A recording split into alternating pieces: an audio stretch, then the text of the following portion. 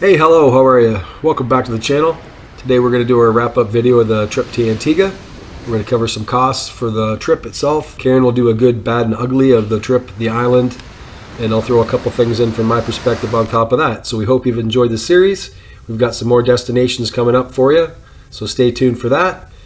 If you like the video, leave it a like. You know the drill. If you haven't subscribed yet, please subscribe and hit that bell if you want to be notified the next time we make a video.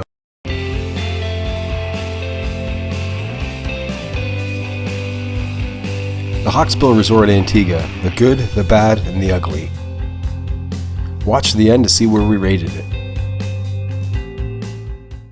So I made a quick list of things when I think back to the resort. Starting with the good, or great in this case, is most of the staff. They are super friendly, greeting you with a smile, professional, great at their jobs. You really feel appreciated. They're so friendly. I loved most of the staff, with the exception of the hostess at the dining room. Not so pleasant. We got on her bad side somehow and never got off of it. So other than that, I loved them all. The beaches and the water here were amazing. The color of the water is just something to see. It's unexplainable. I don't think I've ever seen water this blue before in my life. Of all the places we've been, this is crazy. You should see it when there's absolutely no clouds in the sky. It's amazing. I didn't know they had that many. There should be, like in the pencil case you get when you're 5 for school, there should be one called Antigua Blue. There's the sunset, now it's blue.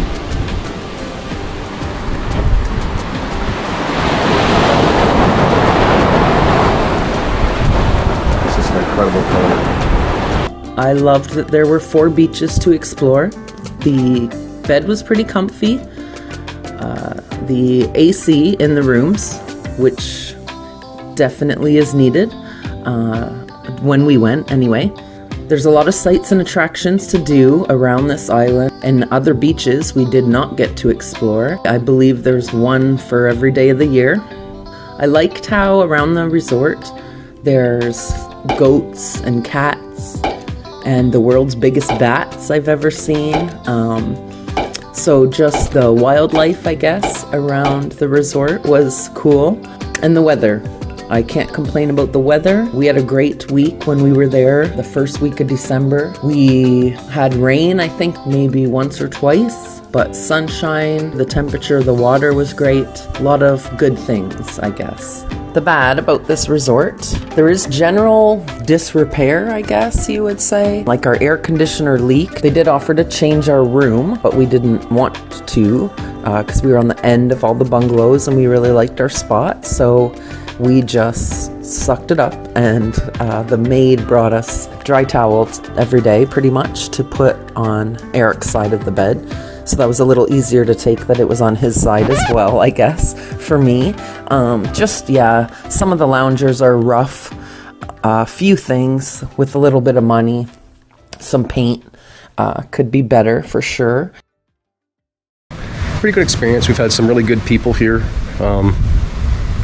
For sure that had, like some bartenders were above and beyond. Most of the employees are really good. There's a couple, like any other place, there's a couple people that, just are miserable. I think it's fair for a resort that you give the good and the bad, so they can get better, because this resort's not far off from being at least another half star up, and they wouldn't have to do a whole lot. If you wanted to go into town or for doing excursions, it is kind of remote, which may be a plus for some. Kind of bad if you do want to get out and about off the resort and check out other areas. You can't always get food 24/7 like at some places, so don't expect that. The options are more limited than other places we've been. There's like an option of chicken or fish, pork or fish, fish or fish. I don't know, there were quite a few sides and soup and salad, so it's pretty limited for food and snacks. So there aren't really any snacks. They do have a tea time. I went down once to check it out, and it was cheese sandwiches and tea and coffee. So not really worth my time for going down there, but not many snacks, I guess, around. And they don't give out water at this resort. I found that expensive in general, buying water when normally it's given out. Yeah, that really did suck, but you know what you can do to help yourself out? Tip.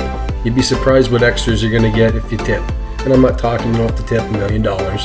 Just show a little courtesy. If somebody puts a little bit of effort out, give them a tip. Tipping pays off in the long run. Another bad is towels are hard to get. Usually tell you to come back no matter when you go, it seemed. We did manage to get clean towels, I do believe, twice. Other things were expensive as well on this island, even off the resort, to go to a store and buy snack or food off the resort, and drinks at restaurants as well. Seemed very expensive compared to other islands that we've been to. Just to give you a better idea what we're talking about, here's the breakdown from our lunch bill. Mind you, it was at Jolly Harbor, kind of a touristy place, but that is kind of what you're going to expect if you're not going into the interior to find something a little cheap. Antigua, in general, used to be very expensive for Canadians to go. I've heard it's not as expensive now, but to go off the resort, it is quite pricey compared to a lot of countries. And finally, the ugly.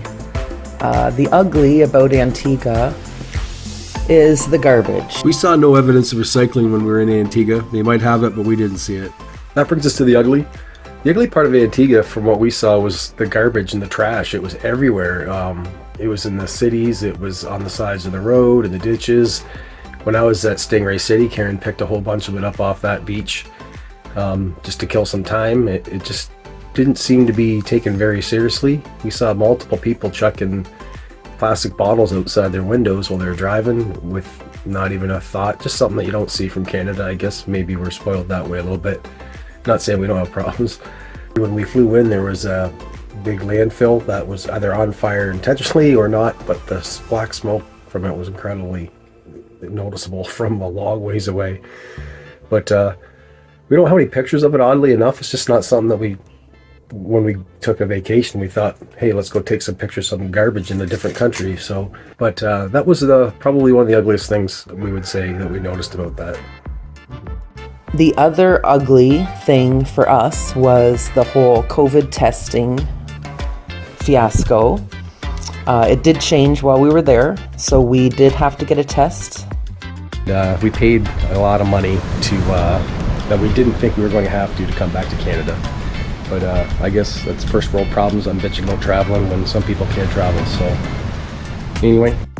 It was expensive and a pain in the butt. Now, thankfully, it is a non-factor. I'm going to take you for a walk down to my room. I'm going to tell you one thing. If you are challenged... Oh, wow. Hold on a minute here.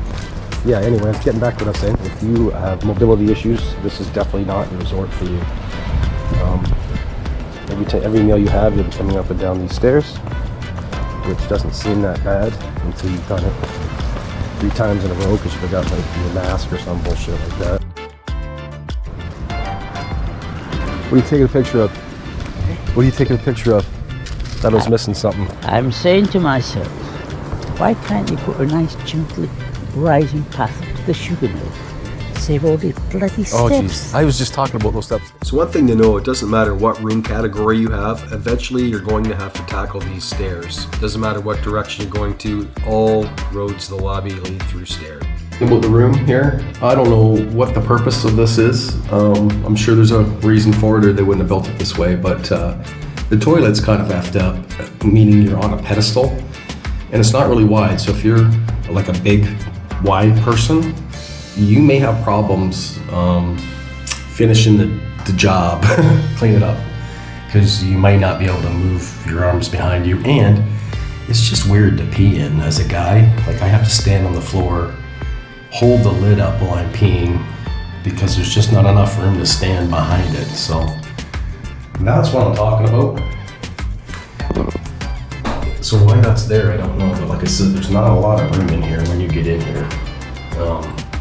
So yeah, just something else to be aware of if you're a larger person. or if you have mobility issues again, this is going to be an issue. So to clarify, the lid wouldn't stay open on its own, so I had to hold it while standing back further than I normally would and about 8 inches lower than we normally would stand behind a toilet because of the riser. So it's just really an awkward situation.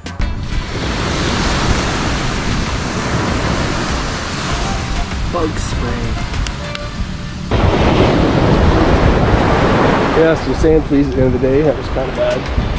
As the sun starts to set, the sand fleas come out. At least they did in December anyway, so you may want to look into some bug spray for that and some mosquitoes. So what was our cost? Who did we book it through? And what was included? We went from Toronto to St. John's and paid $12.69 a piece through Red Tag, which ended up being through Air Canada Vacations. That covered the flight, the accommodations, all the drinks, all the food, any activity you had on the resort, like the kayaks, the snorkeling, and all that stuff. And it also included the transfers to and from the airport to the hotel and back. So who should book here? People that want good value. This resort was $400 to $600 cheaper than the next resort up. On the same websites, it was fairly consistent. And if you want to save some money and use this as a home base and go do a bunch of different things, that's perfect for this. It's not a great 5-star or 4-star even. It's not real super luxurious or anything like that, but you're going to get enough to eat. You're going to be able to get to your taxis and things right from the lobby if you want to go off the resort. And we found the people there to be really nice. Like I had said earlier, a little tip will maybe get you some free water, some beers to take back to your room, take down to Eden Beach with you. It is quite a walk. So the resort was rated a 3, and for being honest, that was probably appropriate based on our experience. You could claw that up to a 3.5 if they just take care of some of the maintenance issues and some of the cosmetic things Karen talked about. But we really had a good time, and it's the cheapest all-inclusive probably in Antigua. You can do a lot more things off the resort if you save that money on the accommodations. Would we go back to Antigua? Why? What do you think of Antigua? It's okay. I wouldn't rush back. For us, it's not that Antigua's not a nice place. It's just that there's only so much things you can do on a small island like that, and there's so many places that we haven't touched that we'd like to go to. So we probably wouldn't go back for that reason alone. Coming up next on the channel, we'll be going to Mexico, flying into Cancun, and from there we'll be doing a multiple destination trip. And then there'll be some more content from Cuba, especially for you first timers. If you've never been to Cuba, we'll drop a couple tips that will save you quite a bit of money. We'll walk through our resort and other things like that. We've been on 30 or more all-inclusive trips, so we've got a wide variety to relate things to, and we think this is a 3-star as it was advertised. Could somewhere between a 3 and a 3.5. Keep in mind it's important that everybody's perspective on these things is different. This is just our perspective from the time that we spent from 1 week there. Well, that's it from Antigua. If you have any questions, you can contact us on our social media accounts, which we'll link in the description below on Facebook and Instagram. We hope you enjoyed the series or got some value from it. Until the next time, cheers.